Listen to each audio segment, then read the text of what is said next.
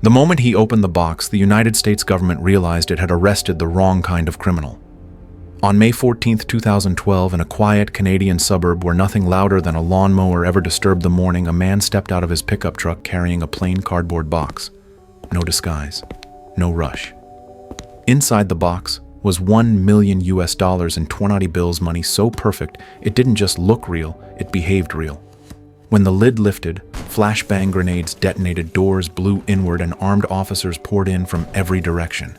His face was driven into the floor, plastic cuffs cinched tight around his wrists, and a federal agent leaned close enough for the threat to feel personal. 60 years, supermax solitary confinement until death. To law enforcement, this was supposed to be the end of a counterfeiting operation. To the man on the floor, it was confirmation that the plan had worked. Because what the agents didn't yet understand was that this arrest wasn't leverage against him, it was leverage for him. They had seized a printer, a few plates, and a handful of bills, but they had not seized the real weapon, hundreds of millions of undetectable U.S. banknotes hidden beyond their reach. At that exact moment, the balance of power quietly shifted. The state believed it was about to punish a criminal. In reality, it had just taken custody of the only person who could prevent a monetary disaster. This is not a story about fake money. It's a story about how understanding a system deeply, patiently, clinically can give one individual power over institutions designed to be untouchable. Every system has a weakness, but the most dangerous ones are never where people are looking. In the world of counterfeiting, investigators obsess over ink formulas, printing plates, and machines powerful enough to mimic government presses.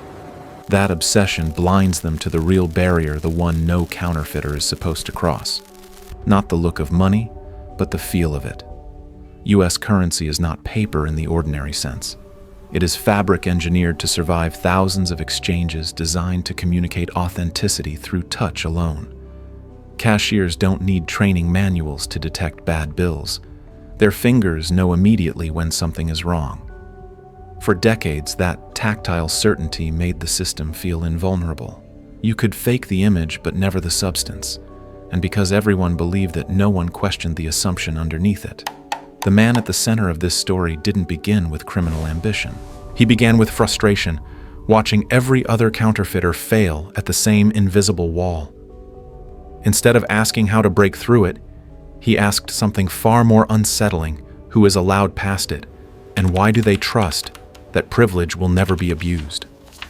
That question changes everything.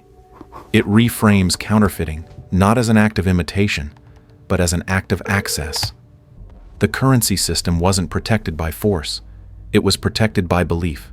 Belief that certain materials would only ever move through sanctioned channels, belief that legitimate manufacturers had no reason to suspect the legitimacy of their own clients. What made this dangerous wasn't technical skill, but patience.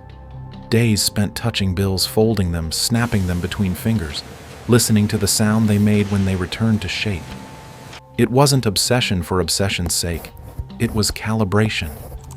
He wasn't learning how money looked. He was learning how the system trusted itself. And once you understand what a system takes for granted, you don't need to attack it head-on. You only need to stand exactly where it never thought an enemy could be. There was no breach, no midnight break-in, no dramatic moment where a security gate failed or an alarm went unanswered. The most consequential step in the entire operation began with something almost insultingly ordinary: a phone call placed during business hours. Then another, and another. Cold calls made not with urgency, but with restraint. Not selling an opportunity, but requesting a specification. The voice on the line never sounded desperate, never overreached. It sounded like it belonged. That was the real weapon. Not deception in the crude sense, but familiarity, language calibrated to the rhythm of procurement departments and compliance checklists, vocabulary, just technical enough to discourage curiosity without triggering suspicion. Each conversation ended without pressure. If a company said no, the call ended politely. There was no persuasion, because persuasion creates friction. What followed instead was something far more effective: normalization. Over weeks, then months, a credible corporate identity took shape, not to fool law enforcement, but to pass through the blind spots of organizations that had no reason to imagine they were being targeted. The requests were never extreme in isolation. A cotton-linen blend wasn't unusual. Chemical resistance was framed as standard anti-counterfeiting practice. Watermarks were a routine security feature. Each approval made the next one easier because compliance builds momentum. By the time the final requirement appeared, an embedded polymer security thread with microprinting, the system had already accepted the premise that this customer was legitimate.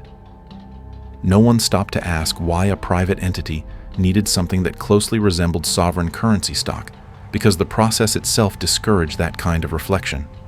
Every step had been technically permissible. Every box had been checked. The danger wasn't corruption or negligence. It was trust operating exactly as designed. A legitimate manufacturer, protected by its own assumptions, followed procedure and produced material that should never have existed outside a government supply chain. This is where the story stops being about a clever criminal and becomes something more unsettling. The system didn't fail because it was weak. It failed because it was efficient. It failed because no one involved felt threatened, and threat is the only condition that sharpens scrutiny.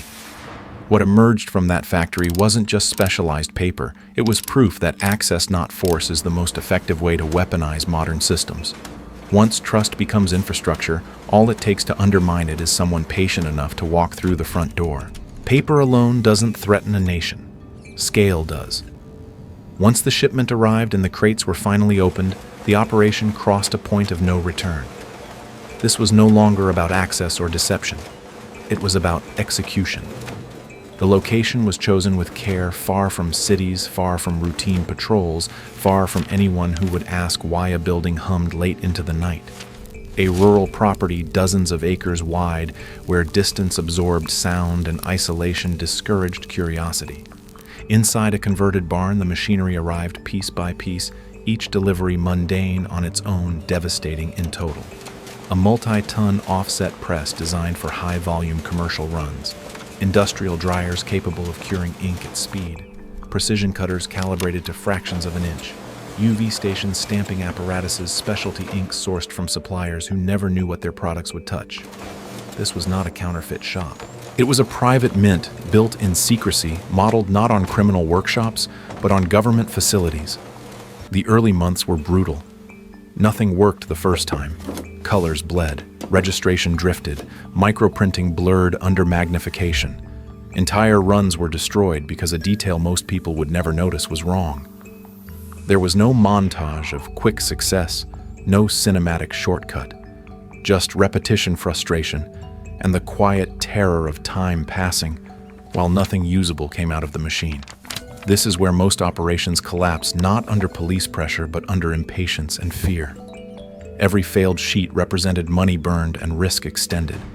Yet the pressure didn't produce recklessness. It produced refinement. Settings were adjusted by degrees so small they felt absurd. Plates were realigned again and again.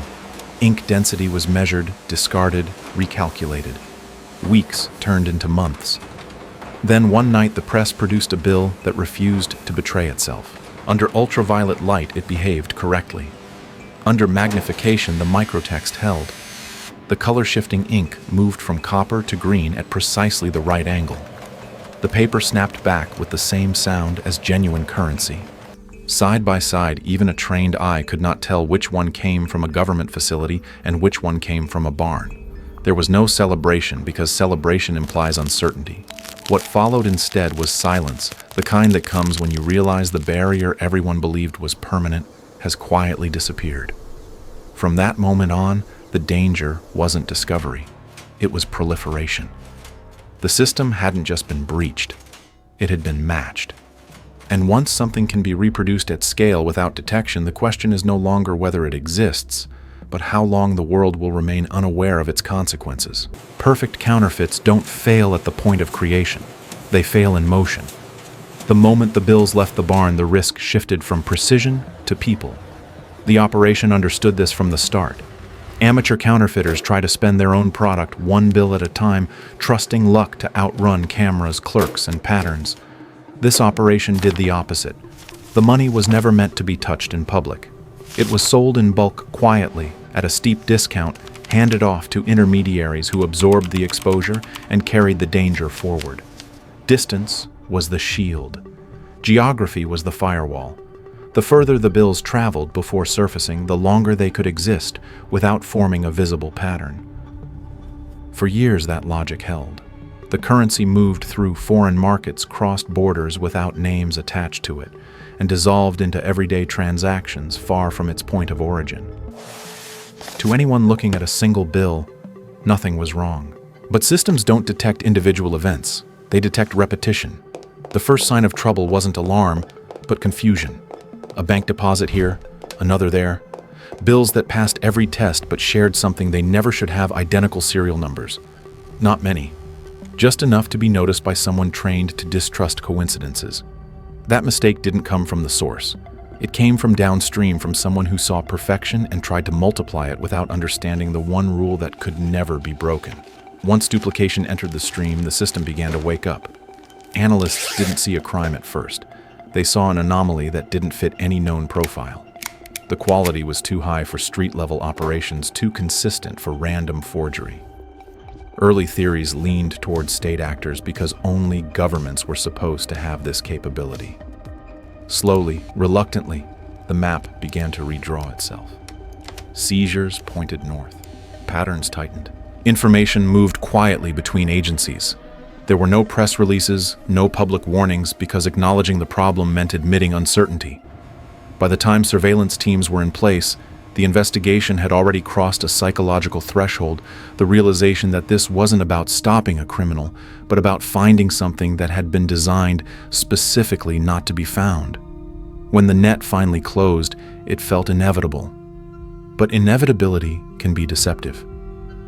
What law enforcement had uncovered was not the center of the operation, it was the edge of something far larger. And in believing they were approaching a conclusion, they missed the most dangerous truth of all: the person they were about to arrest had already planned for this moment, and the real leverage had never been in circulation at all. Prison is supposed to be the end of leverage. Once the doors close, the state believes control is complete. That assumption only works if everything dangerous has already been confiscated. In this case, it hadn't. After the arrest, the headlines that never ran would have described a decisive victory. Presses seized plates, recovered associates rounded up. Inside conference rooms, officials spoke in the language of closure. But one number refused to disappear from the whiteboards and briefing notes: less than 2% recovered. The remaining currency, hundreds of millions of dollars in undetectable U.S. banknotes, was still out there, silent and inert, only because one man chose not to speak. From his cell, the reality was painfully clear. If he vanished into the federal prison system, the money wouldn't. It would surface slowly, unpredictably, slipping into circulation through hands that didn't know or care where it came from. The damage wouldn't look like a crime wave. It would look like doubt. Doubt is what erodes currencies. Doubt is what turns technical problems into systemic crises. Prosecutors framed the case in terms of punishment deterrence precedent. He framed it in terms of risk management. The question stopped being how long he should serve and became how much instability the system could absorb. That was the pivot. What followed wasn't a courtroom drama, but a negotiation no one wanted to acknowledge. Every option carried consequences. Extradition meant losing control of the unrecovered bills. A maximal sentence meant surrendering any chance of locating them. The man in custody understood this imbalance with unsettling calm. He wasn't pleading. He was offering containment. A full surrender of the remaining currency, the plates, the backups, everything that made replication possible, in exchange for a sentence that ended now, not later. To accept the deal felt like capitulation.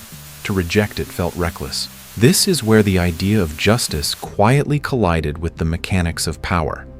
Governments are built to punish individuals, not to negotiate with threats embedded in infrastructure. Yet here was an individual who had turned infrastructure into a bargaining chip. The longer the discussions dragged on, the clearer it became that this wasn't about mercy. It was about preventing a future no one could control. By the time the decision was made, the outcome no longer resembled a victory or a loss. It resembled a compromise designed to make the problem stop existing. And in that silence, a line was crossed that could never be uncrossed the moment the state acknowledged, without saying so aloud, that it could not afford to win this case outright. When it was over, there was no victory speech, no press conference declaring the system restored. The resolution arrived quietly, almost apologetically, as if the less attention it received, the safer it would remain. The remaining counterfeit currency was surrendered in a single staggering transfer boxes, stacked floor to ceiling, filled with bills indistinguishable from the real thing until subjected to laboratory analysis. It became the largest seizure of counterfeit U.S. currency in history, and yet it was treated not as a triumph, but as a containment exercise. The man at the center of it all walked out of custody with his freedom intact, his punishment reduced to a fine so small it felt symbolic rather than corrective. What followed mattered far more than the sentence. Inside government agencies, the response was not outrage, but revision. Designs changed, security features multiplied, protocols tightened. New assumptions replaced old ones, all without public explanation. The lesson was never announced because announcing it would require admitting how fragile the system had been. Instead, the story was filed away as an internal case study, a reminder that trust can become a liability when it hardens into certainty. The most unsettling legacy wasn't that a counterfeiter had escaped meaningful punishment, but that the system adapted in silence, absorbing the shock without acknowledging its source. The man himself disappeared from public view not as a fugitive, but as a ghost, someone whose existence was inconvenient to remember. Yet the consequences continued to circulate. Long after the presses were dismantled and the bills destroyed, estimates suggested that tens of millions of dollars in his work remained in the global economy, passing from hand to hand without detection. That is the final discomfort of this story. It doesn't end with closure. It ends with a precedent no one wants to name and a question that refuses to settle in a world governed by systems who really holds power, the ones who enforce the rules or the ones who understand them well enough to bend reality around them. This story isn't ultimately about counterfeit money, it's about how power actually works in modern society. Systems fail not because they're weak, but because they're trusted too completely. The real lesson here isn't criminal ingenuity. It's the danger of assuming that safeguards are permanent, that authority equals control, and that complexity guarantees safety. In a world run by systems, the greatest leverage belongs to those who understand them deeply enough to anticipate their blind spots. If this story made you think differently about power, trust, and vulnerability, take a moment to support the channel. Like the video, share it with someone who values critical thinking, and subscribe for more investigative stories that go beyond the headlines.